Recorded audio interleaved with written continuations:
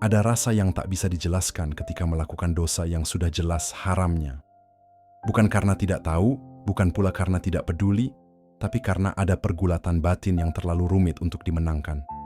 Kita sadar ini salah. Kita paham ini maksiat. Tapi langkah kaki, gerakan tangan, dan bisikan pikiran seolah lebih kuat daripada logika iman yang telah kita bangun bertahun-tahun. Setiap kali selesai melakukan dosa itu, hati ini seperti disayat. Ada perasaan bersalah yang menyesakkan. Ada sesal yang datang tanpa diundang. Namun entah mengapa, semua itu tidak cukup membuat kita berhenti. Rasa bersalah itu tak bertahan lama. Esoknya, kita ulang lagi. Begitu terus. Seakan diri ini terjebak dalam lingkaran hitam yang tak memiliki ujung. Kita sering menghibur diri dengan kalimat, "Nanti tobat, yang penting sekarang nikmati dulu." Kalimat yang terdengar enteng, tapi sedang menyiapkan jurang kehancuran. Karena dosa yang dilakukan berulang, perlahan tak lagi terasa menakutkan. Ia menjadi kebiasaan, bahkan menjadi bagian dari keseharian yang sulit dipisahkan. Dan disitulah bahayanya saat dosa terasa biasa. Kadang kita merasa iman kita rusak atau jiwa kita terlalu kotor. Tapi bisa jadi bukan karena imanmu rendah, melainkan karena dosamu terlalu sering diberi ruang untuk tumbuh.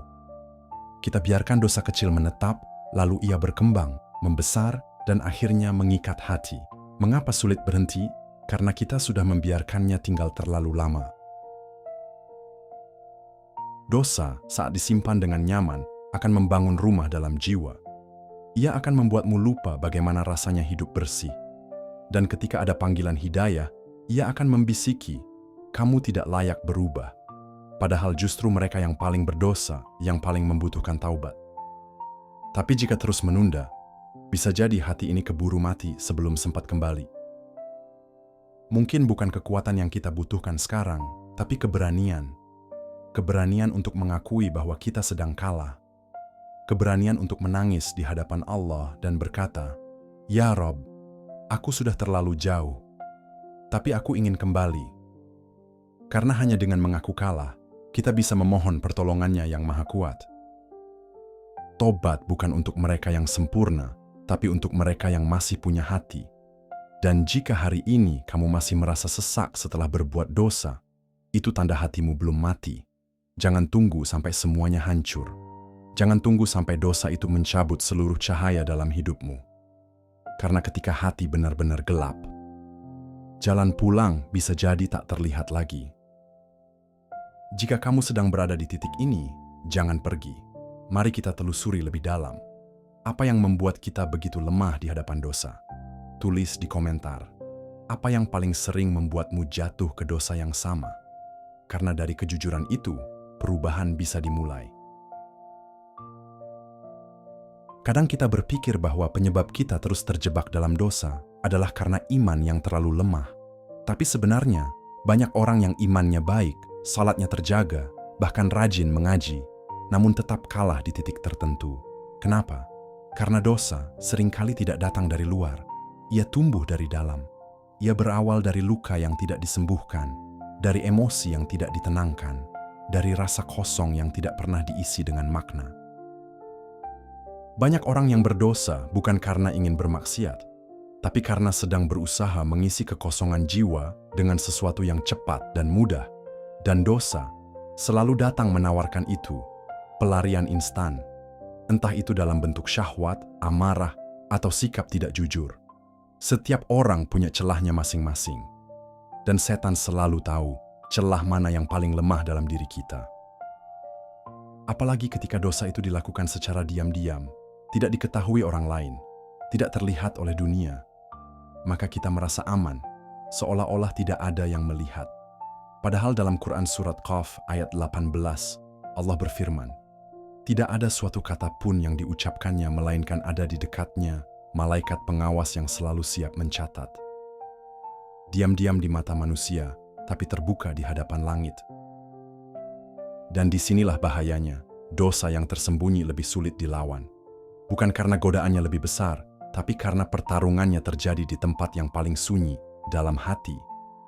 Tidak ada yang menegur, tidak ada yang mengingatkan. Semua keputusan hanya antara kita dan Allah. Kalau kita tidak jujur pada diri sendiri, maka tidak ada siapapun yang bisa menyelamatkan. Kadang kita juga terlalu percaya diri, menganggap, nanti aku bisa tobat. Tapi kita lupa, dosa itu seperti candu. Semakin sering dilakukan, semakin sulit ditinggalkan. Dalam hadis riwayat Ahmad, Rasulullah bersabda, "Sesungguhnya seorang hamba apabila melakukan suatu dosa, maka akan dibuat satu titik hitam di dalam hatinya." Bayangkan jika titik itu terus bertambah, hati ini bisa hitam legam. Kita perlu menyadari bahwa meninggalkan dosa bukan hanya tentang niat kuat, tapi juga tentang membangun sistem yang bisa menjaga kita dari jatuh kembali. Siapa teman kita? Apa yang sering kita lihat? Apa yang sering kita pikirkan sebelum tidur? Semua itu perlahan membentuk keberanian atau kelemahan kita dalam melawan godaan. Bahkan sebagian ulama mengatakan, dosa yang dilakukan terus-menerus tanpa penyesalan adalah bentuk dari hati yang sedang sakit. Dan hati yang sakit tidak akan bisa sembuh hanya dengan menyesal. Ia perlu ditobatkan, dibersihkan, dan dijauhkan dari sumber penyakitnya. Tapi jika kita masih bermain-main di tepi jurang, jangan kaget kalau suatu hari kita benar-benar terjatuh. Karena itu, sebelum kita bicara soal berhenti dari dosa, mari jujur dulu. Apa yang sebenarnya sedang kita cari lewat dosa itu? Kenikmatan, pelarian, validasi, atau sekadar pelampiasan? Kita tidak akan pernah bisa melepaskan sesuatu jika belum tahu kenapa kita begitu terikat padanya. Kadang kita lupa bahwa dosa bukan hanya soal tindakan yang salah, tapi juga tentang perasaan yang tidak diselesaikan. Ada orang yang jatuh ke dosa karena hatinya sepi. Ada yang karena merasa tidak dicintai. Ada juga yang karena kecewa pada takdir. Dan dosa, dengan segala tipuannya, selalu datang menawarkan pengganti dari luka-luka itu, walau palsu. Maka untuk bisa berhenti dari dosa, kita perlu menyentuh akar terdalamnya. Bukan sekadar berkata, "Aku ingin berubah," tapi bertanya, "Kenapa aku melakukan ini dari awal?" Karena selama akarnya masih ada, selama kebutuhan batin itu tidak ditangani, maka dosa akan selalu datang sebagai jalan pintas yang tampak menyenangkan. Banyak orang yang ingin berhenti tapi terus kembali lagi karena tidak mengganti dosa itu dengan kebaikan yang bisa mengisi ruang kosong dalam jiwanya. Kita hanya berusaha menahan diri tapi tidak mengisi hati. Padahal Rasulullah mengajarkan, ketika satu dosa ditinggalkan, isi ruangnya dengan amal. Bukan dengan diam, tapi dengan perbaikan aktif. Dalam Quran Surat Al-Ankabut ayat 45, Allah berfirman, "Sesungguhnya salat itu mencegah dari perbuatan, keji dan mungkar." Tapi salat yang dimaksud bukan sekadar gerakan, melainkan kesadaran. Kita tidak cukup hanya meninggalkan dosa. Kita perlu menghadirkan kesibukan jiwa yang membuat dosa tidak lagi punya tempat untuk kembali. Kita perlu jujur pada diri sendiri. Selama ini, saat kita mencoba berhenti dari dosa, apa yang kita lakukan setelah itu? Apakah kita mulai memperbanyak zikir, memperbaiki hubungan dengan keluarga, menyibukkan diri dalam kebaikan, atau justru hanya mengisi waktu dengan hal-hal kosong yang akhirnya membuka celah dosa baru? Salah satu penyebab kita sulit berhenti dari dosa adalah karena kita terlalu sendirian, tidak punya lingkungan yang menuntun, tidak punya teman bicara yang memahami, dan tidak punya rutinitas yang menuntun kepada cahaya. Maka jangan remehkan kekuatan komunitas. Cari teman yang mengajakmu pada iman. Cari suasana yang membuatmu nyaman untuk jujur pada diri sendiri. Setiap orang yang bisa bertahan dari dosa bukan karena dia lebih kuat, tapi karena dia lebih jujur. Ia tahu kapan harus minta bantuan. Ia tahu kapan harus istirahat sejenak dari godaan. Ia tahu bahwa iman itu naik turun. Dan ia bersedia untuk kembali ke Allah meski dalam keadaan kotor, lusuh, dan malu. Justru karena ia sadar Allah tidak melihat penampilan, tapi ketulusan hati. Maka hari ini, jika kamu masih merasa sulit berhenti, jangan langsung menyerah. Tapi mulai dari hal kecil. jujur pada diri sendiri, lalu isi hari-harimu dengan kebaikan, bukan dengan kesendirian. Karena dosa itu seperti api. Jika kamu biarkan sendiri, ia membakar. Tapi jika kamu siram dengan kebaikan, ia perlahan padam. Satu hal yang sering membuat kita terus jatuh ke dalam dosa adalah bisikan halus yang membenarkan perbuatan salah. Kita tahu itu dosa, tapi ada suara dalam diri yang berkata, "Semua orang juga pasti punya salah.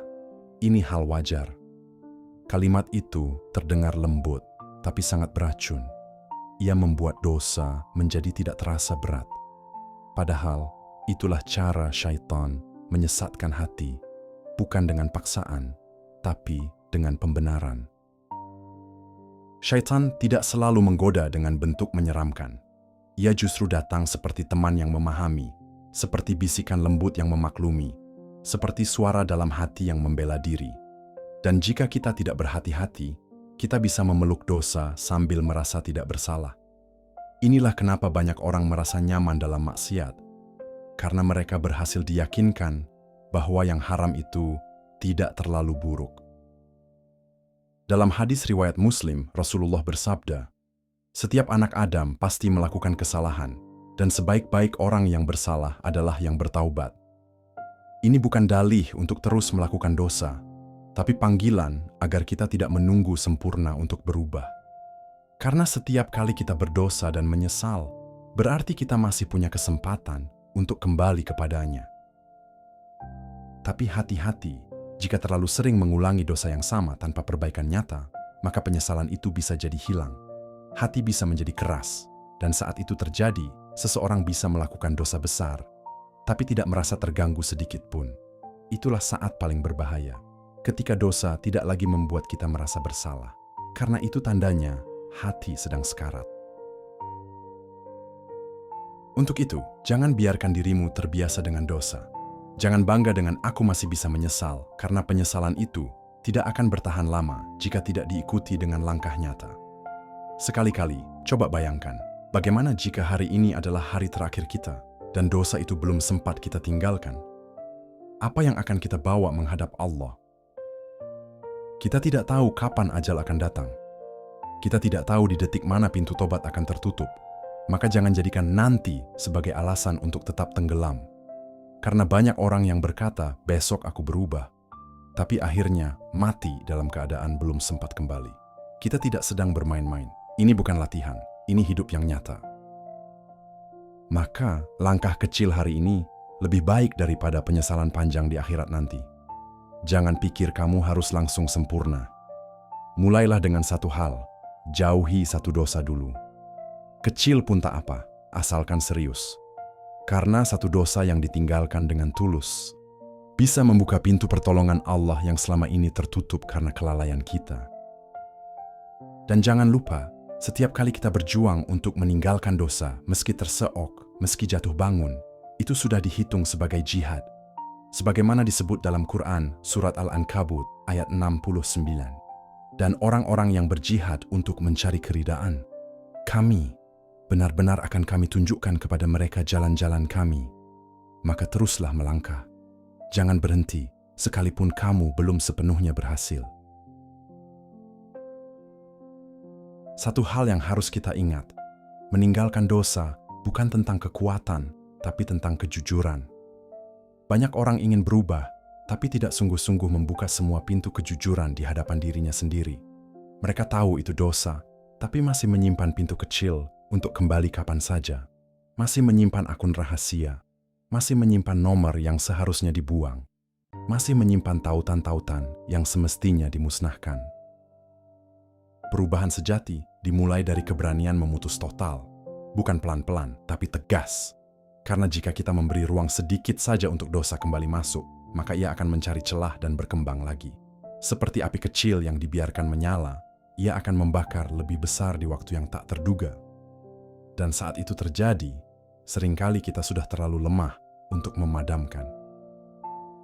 Inilah kenapa banyak ulama mengatakan, hawan meninggalkan dosa membutuhkan pengorbanan.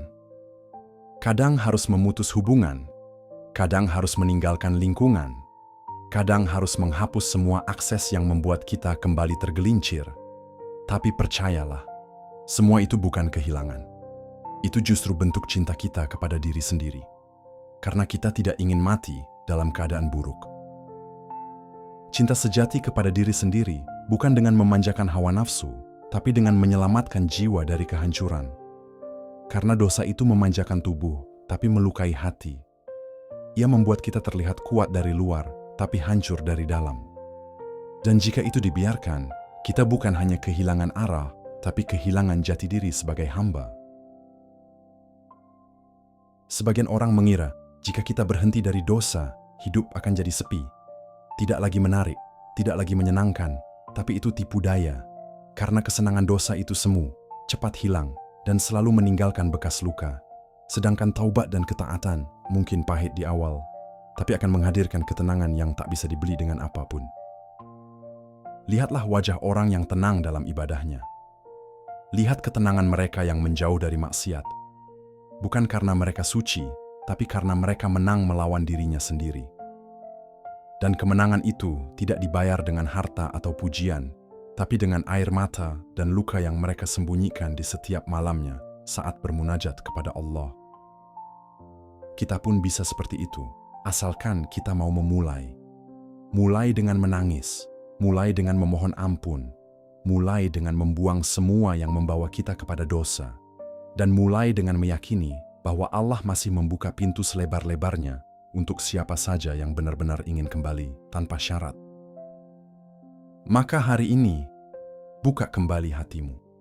Ambil satu langkah lagi, lebih jauh dari kemarin. Mungkin belum sempurna, mungkin masih goyah, tapi setiap langkah menjauh dari dosa adalah langkah mendekat kepada Allah. Dan tidak ada langkah yang lebih indah dalam hidup ini, selain melangkah menuju ampunannya. Sahabat bisik kalbu yang sedang mencari cahaya Allah, kita semua sedang berjuang. Tidak ada manusia yang benar-benar bersih, tapi yang membedakan adalah ada yang berjuang untuk meninggalkan dosanya, dan ada yang memilih berdamai dengan dosa itu. Padahal, tidak mungkin ada kedamaian dalam kemaksiatan. Yang ada hanya penundaan rasa sakit, yang kelak akan dibayar lebih mahal, di dunia atau di alam kubur, bahkan sampai di akhirat. Kalau hari ini kamu masih terjebak, jangan malu, tapi jangan juga bangga. Gunakan rasa sesak yang kamu rasakan sekarang sebagai alarm dari langit. Itu tanda bahwa hatimu belum mati. Masih ada bagian dari dirimu yang ingin pulang, yang ingin sembuh, yang ingin dicintai Allah kembali setelah lama menjauh. Jangan tunggu kamu jatuh lebih dalam, karena tidak semua orang yang jatuh bisa bangkit lagi. Tidak semua orang yang pernah menyesal akan diberi kesempatan kedua. Ada yang mati saat sedang asik dalam maksiat. Ada yang dipanggil saat sedang menunda taubat. Dan kita tidak tahu apakah kita akan diberi waktu untuk menyesal atau langsung diminta mempertanggungjawabkan. Allah tidak menuntutmu untuk sempurna, tapi Allah mencintai setiap langkah kecilmu yang jujur. Bahkan dalam Quran disebutkan, kecuali orang-orang yang bertaubat, beriman, dan mengerjakan amal saleh, maka kejahatan mereka akan diganti Allah dengan kebaikan. Quran Surat Al-Furqan 70. Lihatlah, bukan hanya diampuni, tapi dosa kita bisa diganti dengan pahala. Maka jangan remehkan langkah pertamamu hari ini. Meskipun kamu belum bisa meninggalkan semuanya, tapi jika niatmu tulus dan usahamu nyata, Allah akan buka jalan. Kamu tidak sendirian. Banyak orang yang pernah berdosa jauh lebih besar, tapi kini hidup dalam cahaya. Karena mereka memilih untuk jujur, untuk kembali, untuk memulai, meski dengan langkah terseok. Dan jika kamu gagal di tengah jalan, jangan menyerah.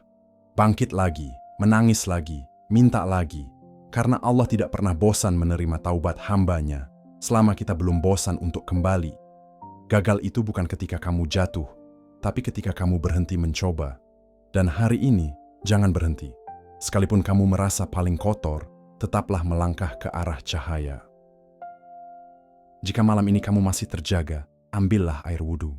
Buka kedua tanganmu, ceritakan semua. Tidak perlu bahasa indah, cukup jujur. Cukup kamu dan Allah. Katakan bahwa kamu ingin berubah, bahwa kamu ingin diselamatkan, dan biarkan air matamu menjadi saksi bahwa di dalam dirimu masih ada cahaya yang ingin hidup kembali. Jika video ini sampai padamu, bisa jadi ini adalah panggilan dari langit. Jangan abaikan. Tulis di komentar, apa yang paling kamu sesali dan ingin kamu ubah dalam hidupmu hari ini.